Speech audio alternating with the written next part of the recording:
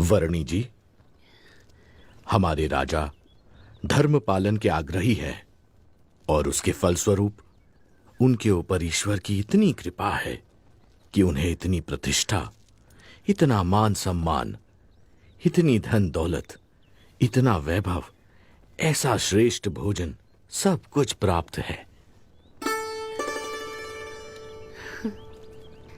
धर्म का संबंध केवल धन दौलत, पद प्रतिष्ठा, मान सम्मान, बाह्य वैभव और बाह्य व्यक्तित्व से नहीं, किंतु आंतरिक प्रतिभा से है।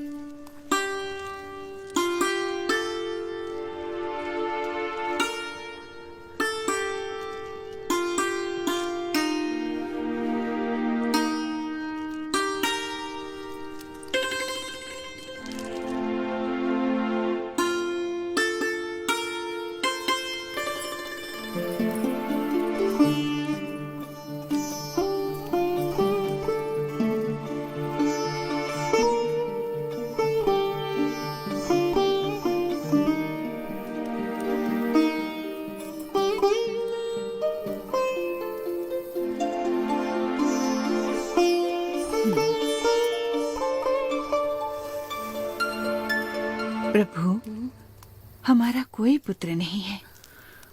उस बात से मैं चिंतित रहती थी, पर अब आपके आने से मेरे पुत्र की कमी पूरी हो गई। अब आप यहीं रुक जाइए। आपके पूर्व जन्मों के संस्कार हैं और आपका भक्ति भाव भी है, इसीलिए मैं यहाँ आया हूँ। और आपकी तरह और कई मुमुक्षुओं को भी मुझे मिलना है।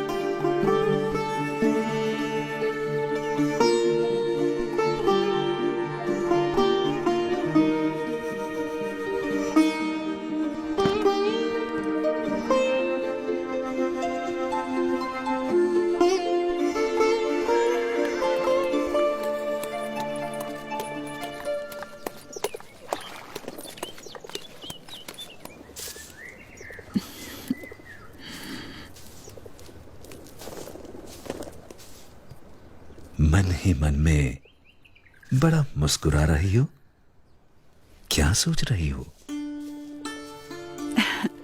सोच रही हूँ, नीलकंठ वर्णी कितने महान व्यक्ति हैं। सरल जीवन और उच्च विचार।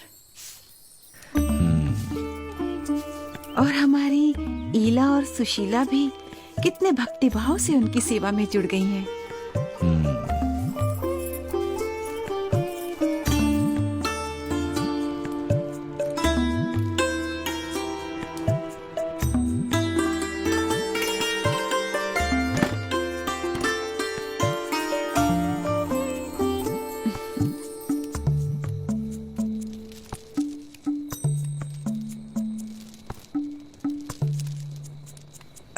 नीलकंठ वर्णी, कई दिनों से आप हमारे साथ हमारे स्वजन की तरह ही बस रहे हैं। और केवल हम ही नहीं, पर यहाँ छोटा बड़ा हर कोई आपको अपना स्वजन समझने लगा है। सभी को आपसे लगाव हो गया है। इतने दिनों से आपका जीवन निकट से देखकर हमें प्रतीति है कि आप कोई असाधारण दैवी तत्व हैं, साक्षात परमात्मा हैं। ये सब देखकर मेरे मन में एक विचार आ रहा है कि यदि आप हमेशा के लिए हमारे स्वजन बनकर रह जाएं, तो कितना अच्छा होगा। यदि समझ में आए तो मैं तो हमेशा के लिए सबका स्वजन हूँ, एक सच्चे स्वजन की तरह हमेशा सबके साथ ही रहता हूँ। अब हमारी अपेक्षा है कि हम ये सब कुछ त्याग कर आपके चरणों में न्यौछावर करके मोक्ष के काम में ध्यान दें और हमारी सारी धन दौलत, हमारी सारी संपत्ति, हमारा राज्य और ईला और सुशीला को भी आपको सौंप दें। हमारी पुत्रियों से ब्याह करके हमारा सब कुछ स्वीकार कर लीजिए नीलकंठ।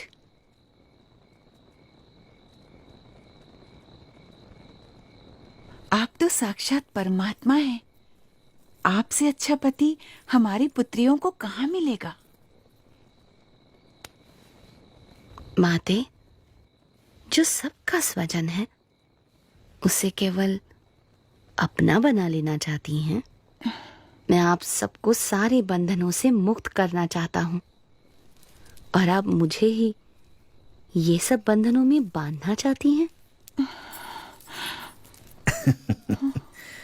बेटा, अभी जवानी फूटी नहीं है, इसलिए ऐसी बातें कर रहे हो।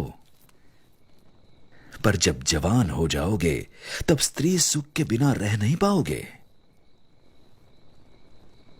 जब स्त्री सुख के लिए तड़पोगे तब एहसास होगा कि ऐसी सुंदर कन्याओं और ऐसे राज्य का प्रस्ताव ठुकरा करके तुमने बहुत बड़ी भूल कर दी। पर तब ये मौका निकल चुका होगा। क्षमा कीजिएगा, पर आप मोह में अंध होकर मुझे जानते हुए भी मेरा असली स्वरूप भूल रहे हैं।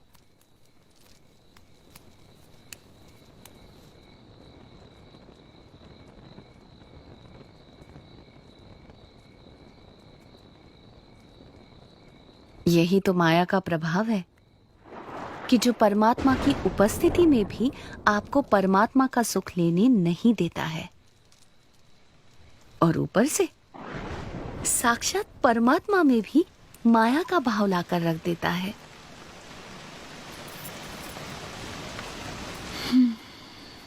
माँ, पिताजी, ये नीलकंठ वर्णी तो निर्लेप है, निर्विकारी है।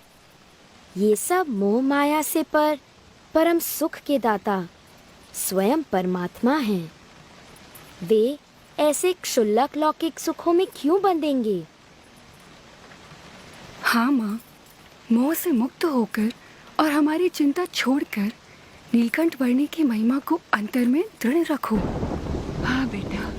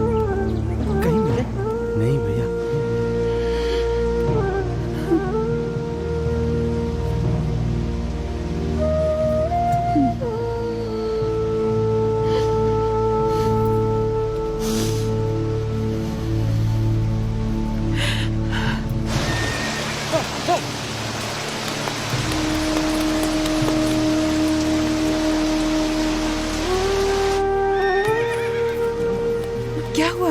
नीलकंठ वर्णी मिले? सुबह से लेकर अब तक हमने नीलकंठ वर्णी को हर दिशा में ढूंढा, पर वो कहीं नहीं मिले।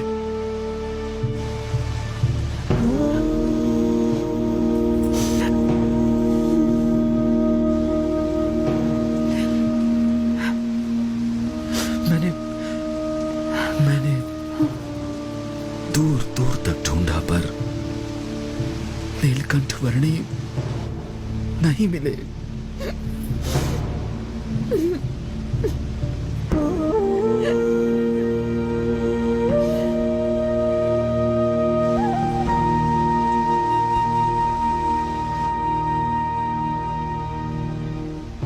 माँ, वे चले तो गए हैं, पर हमें सच्ची समझ देकर गए हैं, हमारा कल्याण करके गए हैं। उन्होंने कहा था ना कि उन्हें तो अभी अनेक मनुष्यों का कल्याण करना है। वे कहते थे ना कि यदि समझ में आए तो एक सच्चे स्वजन की तरह वे हमेशा सबके साथ ही रहते हैं, वैसे ही वे हमेशा हमारे साथ रहेंगे। हाँ बेटा,